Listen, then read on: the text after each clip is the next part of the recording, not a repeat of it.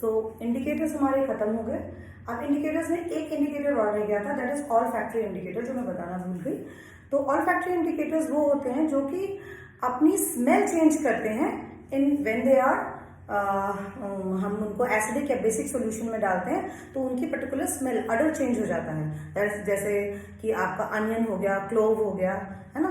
तो ये सब आपके वनीला हो गया, ये सब आपके ऑल फैक्ट्री इंडिकेटर्स हैं जो कि स्मेल से बता देते हैं सोल्यूशन। एसिडिक में उनकी स्मेल कुछ और हो जाती है, बेसिक में उनकी स्मेल कुछ और हो जाती है। ठीक है, सो वो मुझे डिस्कस करना था। अब इसके बाद हम पढ़ेंगे बिहेवियर ऑफ एसिड्स। तो बिहेवियर ऑफ एसिड्स में जैसे आपको यहाँ लिखा दिख रहा है कि एसिड में अगर हम मेटल में एसिड को अगर हम मेटल पे डालें या मेटल के साथ रिएक्शन करें तो सॉल्ट और हाइड्रोजन गैस बनती है। This is a basic reaction. और अगर हम उसका एग्जांपल फॉर एग्जांपल लेते हैं जिंक, है ना। जिंक प्लस HCl लें तो ZnCl2 एंड हाइड्रोजन गैस निकलती है। ऐसे ही बाकी मेटल्स के लिए भी सेम रिएक्शन हो। कोई भी एसिड किसी भी मेटल के साथ रिएक्ट करता है तो सॉल्ट और हाइड्रोजन गैस देता है। तो हम जिंक ले लें या कोई और मेटल ले लें तो ऐसा भी उसके साथ पॉसिबल है। सपोज हम यहाँ पे कुछ ले लेते हैं, कैल्शियम ले लेते हैं तो कैल्शियम क्लोराइड बन जाएगा और हाइड्रोजन बन जाएगा। सेकेंड प्रॉपर्टी इज कि किसी भी एसिड को अगर हम किसी मेटल कार्बोनेट के साथ रिएक्ट करें तो सॉल्ट, वाटर एंड कार्बन, कोई भी कार्बोनेट है तो वो कार्बन डाइऑक्साइड देगा ही देगा। ठीक है, कोई भी कार्बोनेट है तो कोई भी मेटल कार्बोनेट है तो वो कार्बन डाइऑक्साइड देगा आपको। ठीक है, तो acid plus metal carbonate will give you salt, water and carbon dioxide. अगर मेटल कार्बोनेट हो और hydrogen carbonate, what's the difference कि जैसे MgCO3 या MgHCO3 होल ट्वाइस, है ना। हाइड्रोजन कार्बोनेट या बाई कार्बोनेट हो तो दोनों के दोनों सेम रिएक्शन देते हैं, salt, water and carbon dioxide, salt, water and carbon dioxide. So for example हम यहाँ पे ले सकते हैं कोई भी Na2CO3 लिख देती हूँ मैं, तो Na2CO3 प्लस HCl ले लूँ। अगर मैं इस रिएक्शन में यहाँ पे Na2CO3 प्लस HCl ले लूँ तो क्या बनेगा, NaCl बनेगा and water and carbon dioxide. Similarly if I take NaHCO3 here, ठीक है, plus HCl, so I get the same product. बस बैलेंसिंग में इसका फर्क होगा थोड़ा सा। ठीक है, सिर्फ बैलेंसिंग में इसका फर्क होगा रिएक्शन में। अच्छा, उसके बाद ये तो बात हो गई इसकी। अच्छा, अगर एक चीज होती है क्विक लाइन, CaO जो होता है वो आपका व्हाइट वॉशिंग में यूज होता है, इसको हम कहते हैं this is called quick line. इसको जब हम पानी में डिसॉल्व करते हैं CaO को तो क्या बन जाता है, स्लेग लाइन बन जाता है। क्विक लाइन को जब हम पानी में डिसॉल्व करते हैं तो क्या बन जाता है, इट इज स्लेग लाइन। तो slaked lime is what, it is basically lime water, that is CaOH whole twice, slaked lime, lime water. ठीक है, तो इसके लिए कार्बन डाइऑक्साइड गैस यहाँ जो निकली इसका टेस्ट है, तो इसलिए आगे बढ़ा रही हूँ कि कार्बन डाइऑक्साइड गैस को हम कैसे टेस्ट करते हैं। इसका कंफर्मेटरी टेस्ट है कार्बन डाइऑक्साइड गैस का कि अगर हम इसको लाइम वाटर में पास करें, what is lime water, I told you, तो पास करें तो वो क्या होता है, लाइम वाटर को मिल्की कर देती है। मिल्की क्यों कर देती है, because of the formation of calcium carbonate which is limestone. ठीक है, कैल्शियम कार्बोनेट की फॉर्मेशन की वजह से limestone, marble, chalk, what ever you से, इट इज कैल्शियम कार्बोनेट। तीनों चीजें एक ही है, उसका फॉर्मूला होता है कैल्शियम कार्बोनेट CaCO3। तो ये क्या है, ये इनसॉल्युबल होता है, दिस इज इनसॉल्युबल।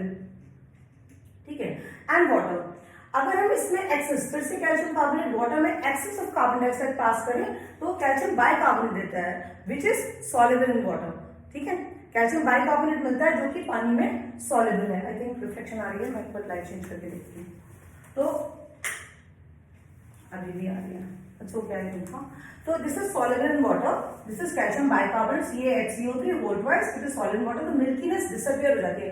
तो कार्बन डाइऑक्साइड का टेस्ट है, यूजुअली हम कभी भी ये टेस्ट करें कि कार्बन डाइऑक्साइड गैस है या नहीं है तो हम क्या करते हैं, उसको लाइम वाटर में पास करते हैं और लाइम वाटर मिल्की टर्न हो जाता है। मिल्की टर्न क्यों होता है, because of the formation of CaCO3 and milkiness disappears when we pass excess of carbon dioxide because of the formation of calcium bicarbonate which is soluble.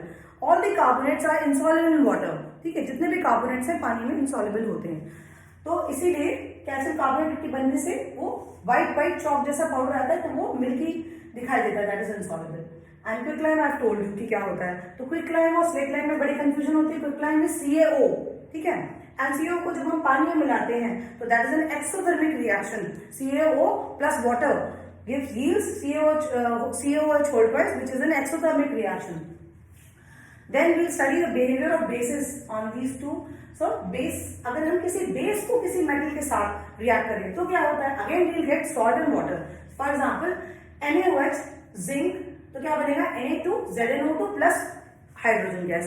अब क्या है यहाँ पर ये रिएक्शन बहुत इंपॉर्टेंट है क्योंकि इसमें कॉमन मिस्टेक्स होती हैं कि सोडियम हाइड्रोक्साइड और जिंक लिखा है मैंने, ठीक है, तो सोडियम हाइड्रोक्साइड और जिंक इसको मैं बाकी सारा रब कर दे रही हूँ ताकि आपका फोकस अब इस पर जाए, तो आप इसको ध्यान से सुनिएगा।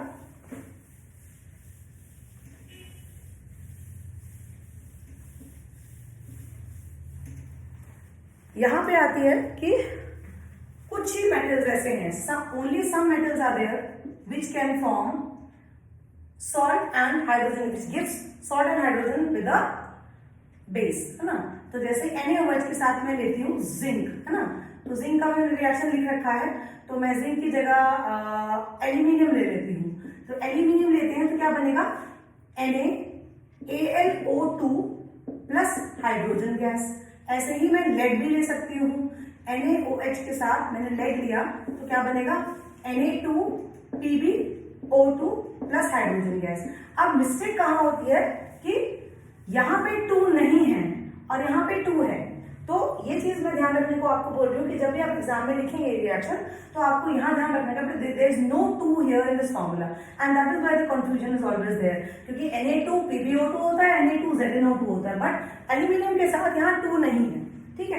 तो ये फॉर्मूला आपको ध्यान से, सोडियम एल्यूमिनेट कहलाता है, sodium plumbate and this is sodium zincate. तो इन तीनों हम कहते हैं zinc, aluminium, lead and tin also, but it is not given in your book.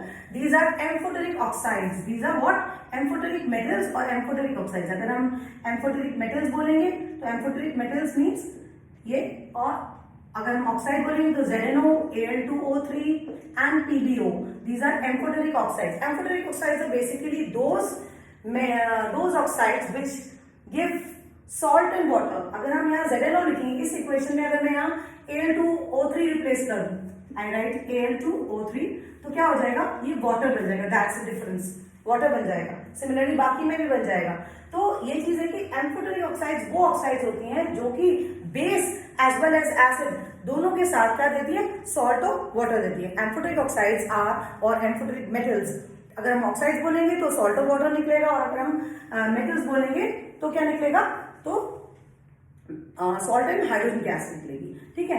तो हमें यहाँ ध्यान रखना है कि एम्फोटेरिक ऑक्साइड्स या मेटल्स वो हैं, इसकी डेफिनेशन भी आती है, व्हाट आर एम्फोटेरिक ऑक्साइड्स और what are amphoteric metals, these are those metals which give with both acid as well as base, ठीक है, सॉल्ट एंड हाइड्रोजन गैस। तो जब भी इसकी रिएक्शन लिखनी है तो आपको इसके साथ एसिड वाली रिएक्शन भी लिखनी है, Zn प्लस HCl भी लिख के दिखाना है।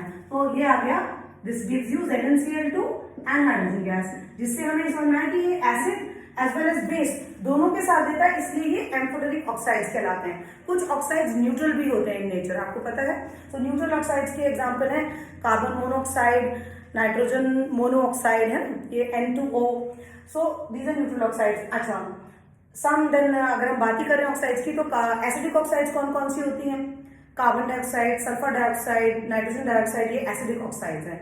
बेसिक ऑक्साइड्स की बात करें तो कौन कौन सी होती हैं, बेसिक ऑक्साइड्स किसी भी मेटल की ऑक्साइड बेसिक इन नेचर होती है, कॉपर ऑक्साइड, ठीक है, MgO, Al2O3, पर हम Al2O3 को नहीं देंगे, क्यों नहीं देंगे, क्योंकि वो एम्फोटेरिक एग्जाम्पल भी है, ठीक है, it is that also, but क्योंकि यहाँ पे हमें सेफ साइड में बेसिक ऑक्साइड्स के एग्जाम्पल देने हैं, ठीक है। तो ये हमारा ये वाला पार्ट भी खत्म हो गया। अब हम इसके बाद नेक्स्ट टॉपिक पढ़ते हैं, how do acids and bases react with each other.